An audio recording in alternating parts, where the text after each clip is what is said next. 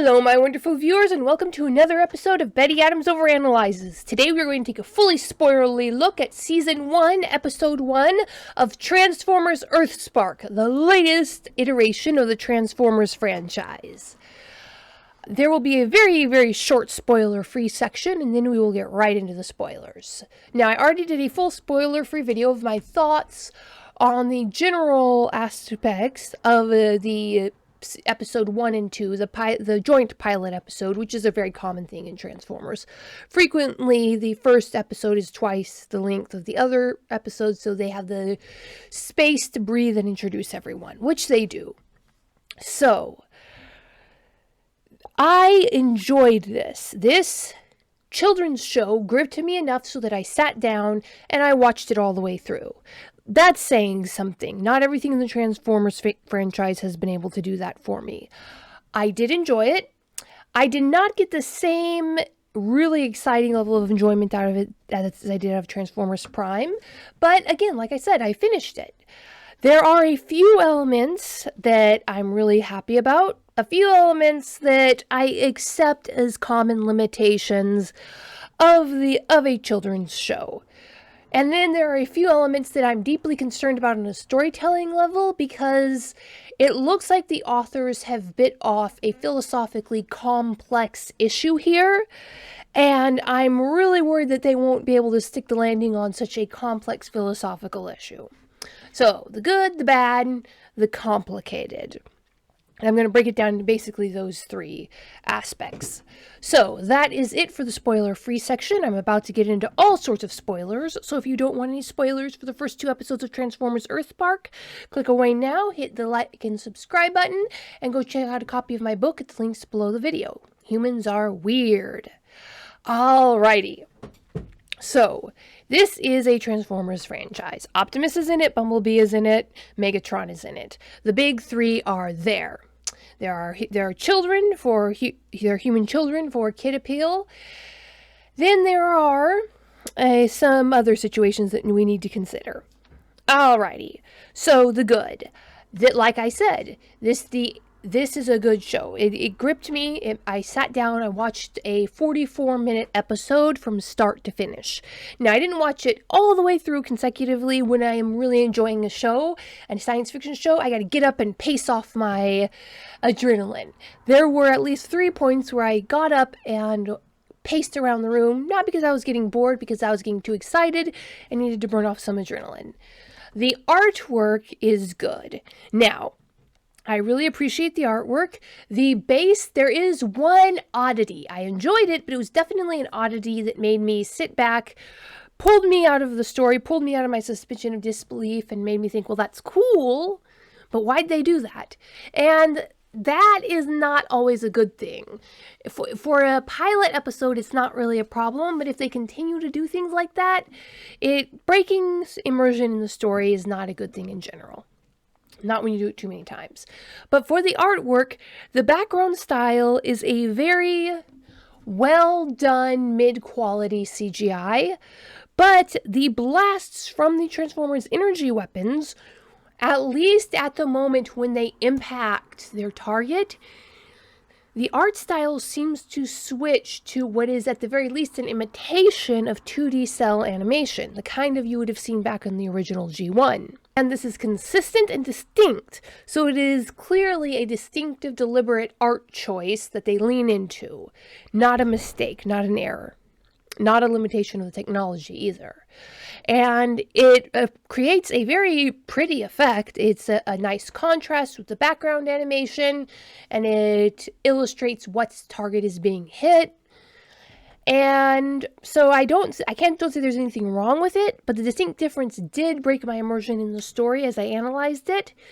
And I think it would for most people who older than 10 or 12. So that was just something interesting about the art. Now, Optimus's face. There is one of the rules in Transformers is that you don't like Optimus's face on the new Optimus art design until you get used to it. And that's a pretty strong one for this one. There's just something about the way his face looks, even before before the mask drops down. That just kind of sets your teeth on edge, but I have faith that we'll get used to that. Again, I'm not knocking that. I'm not saying that it's a bad thing. That's just a classic Transformers element. And the detail, I'm not talking that you can see feathers on birds, which you can, or leaves on trees, which you can. Their buildings are very, very well designed. The house of the main characters, the buildings in town, they're very realistic. I've seen buildings just like this in a dozen North American towns. Someone has clearly been cruising rural America, knows what barns actually look like on the inside and out, what an old house built at the turn of the century would actually look like. From the angles of the roof to the size of the interior rooms to where the children are going to sleep in a house with a family of 4, to how cold those rooms are going to be in a little tiny New England farmhouse in the middle of nowhere. All of these details are in there, so there is that attention to detail. Now again, I'm not placing this in the bad category, but that specific attention to detail, to the reality of the structures, highlighted the gross and grotesque dismissal of all physics when you have the Transformers interacting with these structures. If Optimus Prime stepped on the roof of a brick building in a small New England town, that whole building is crumbling to nothing. And we have full-sized Autobots scaling buildings. Now, they did a really good job of minimizing the size issues. The Transformers do not seem to constantly change in size compared to their surroundings, something that every Transformers animated series has had an issue with. So you have a good understanding of building structure, interior, exterior, even the thermodynamics of these buildings. You have the Transformers drawn with appropriate size to these buildings, and you have these buildings apparently being utterly indestructible because, yeah, there's semi-truck-sized robots bouncing around over the top. So that is some of the good things. Now, I don't want this to get too long, and there's so much I want to talk about, but let's deal with some of the bad. Okay, the characterizations is overall really good. I like the mom, I like the dad, I like the fact that you have children in a loving 2-parent family. It is kind of an oddball thing for an American Transformers series. I mean, even from the beginning, let's see, Sam Witwicky had lost his mom. Anyway, I could go through the whole list. Intact families are not a common thing in Transformers, but hey, these kids got one. Good on them. The mom's character is very well designed, and for her lifestyle, it's a very common story. She served in the military, and afterwards, wanting to continue to serve, but in a more peaceful area, she goes into the park service, which was her dream job. And I know so many women of that age who go into the park service after the military.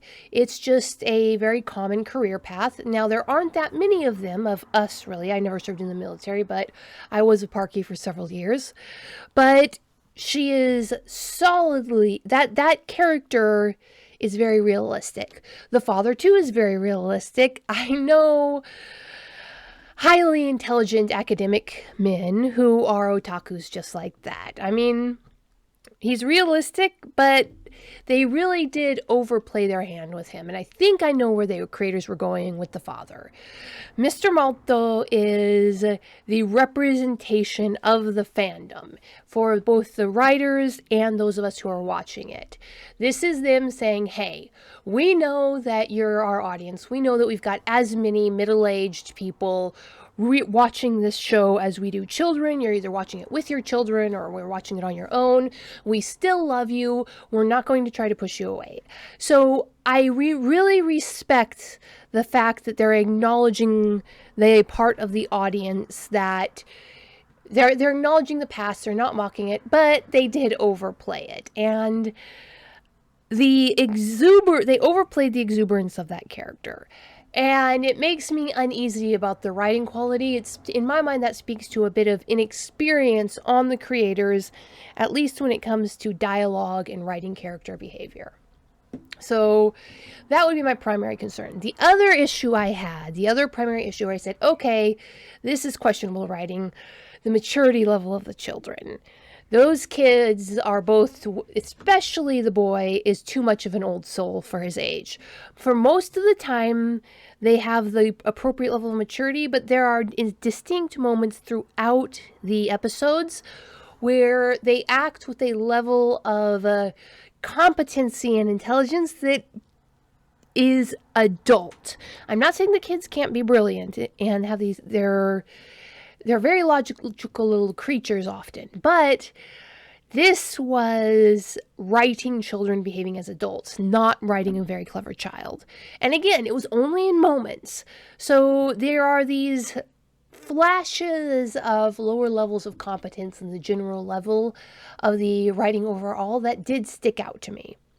Now we go to the good, the bad, and the the concerning. The elephant in the room, Megatron. All right, so Megatron shows up. Now, I avoided the trailers as much as I could, so it was really a surprise to me when Megatron started interacting with Ranger Malto. And I'm not sure what to think about that. This follows directly off of the G1 continuity after the space bridge was destroyed. The Autobots and Decepticons have been trapped on Earth. The war is over. Megatron formally ended the war and became an Autobot. This is not the first time it's been done in the franchise. But to do that, to do a heel-face turn for a character with Megatron's backstory, with Megatron's history, that requires a level of skill in writing that I am not 100% sure I've seen yet in the series. The series is fun, the series is good, I'm definitely going to watch it, but pulling off a heel-face turn in a villain of Megatron's magnitude, especially if you're going from the G1 continuity, it's not that you can't do it, it's that it requires, again, skill in writing, and skill in writing characters, which is the only major hole I've seen in the writing talent on this show. So I am really, really looking forward to enjoying the show, yes, but also dissecting it, because it is a fascinating mix of extreme skill and glitches in that skill. So I look forward to getting to know the kids. They are not, oh yeah, and I want to end this off on a really positive note. Now, this is going to sound ridiculous and maybe a little condescending, but the kids are not annoying. And the kids are, in fact, engaging, and at no point did I roll my eyes and wish that the kids weren't there. The kids were characters participating in the story, engaging with the other characters in a logical fashion. They weren't shoved in to attract the younger audiences. Again, other than being just a little too mature, being written as adults rather than children, and occasionally, they were really well-written characters. And even when they were being written as adults, they were being logical and allowed the story to flow smoothly. Again, this may sound like a ridiculous little thing to praise, but we all remember Kicker. Man, those were the days, weren't they? Animated Energon Cybertron. Okay, so what do you think, my wonderful viewers? Are you going to give this series a try? I'm not going to give any advice until I've seen the whole thing. I want to see whether it sticks the landing, especially with the Megatron plotline, because again, everything else, they took a story that was fairly safe. You could easily do this story in a mediocre way and it wouldn't be bad. But when you take a warlord like Megatron and try to redeem him, that's tricky. And it could go many, many ways, but none of the ways are easy writing. So I respect to these writers. They chose a difficult row to hoe. They are not going for an overwhelmingly kitty-themed show just to sell toys. I mean, obviously it's to sell toys, but they did not take the easy way out. They did not just create eye candy. They're telling a story. They're telling a complex story. They're telling a story that's going to be extremely difficult to land in anything approaching a satisfying manner. And I, for one, look forward extremely to seeing if they do manage to land that Megatron story arc. So, what do you think, my wonderful viewers? Leave your comments below telling me what you think of this. If you've already seen it, hit that like and subscribe button, and peace out.